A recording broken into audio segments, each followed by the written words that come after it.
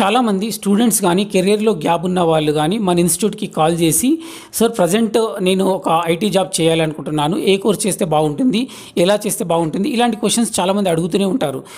వాళ్ళు ఏం చెప్తున్నారంటే సార్ నేను చేస్తే ఐటీ జాబే చేయాలి, నాకు అంటే మంచి కోర్స్ చెప్పండి, ఇలాంటి క్వశ్చన్స్ రెగ్యులర్గా అడుగుతున్నారు. వాళ్ళందరికీ నేను చెప్పేది ఒకటే, ఓకే ఐటీ జాబ్ మంచిదే, చేయాలనుకోవడం కూడా ఒక మంచి ఆలోచనే. బట్ ఏంటంటే ఐటీ జాబ్ చేయాలంటే కూడా మీరు రెగ్యులర్గా అంటే అప్డేట్ అవుతూ ఉండాలి. మీరు చూజ్ చేసుకునే కోర్స్ ప్రజెంట్ ఏదైతే ఉందో దాని గురించి కూడా చాలా రీసెర్చ్ అనేది చేస్తూ ఉండాలి. ఫర్ ఎగ్జాంపుల్ మీరు కెరీర్ గైడెన్స్ తీసుకునేటప్పుడు వాళ్ళని చాలా రకాలుగా క్వశ్చన్స్ అడగండి.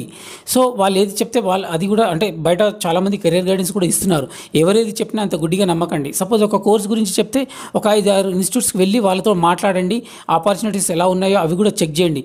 అంతేగాని ప్రజెంట్ ఈ కోర్స్ బూమింగ్లో ఉంది కానీ ఇది నేర్చుకుంటా అది నేర్చుకుంటా అని అట్లాంటివి మాత్రం చేయకండి.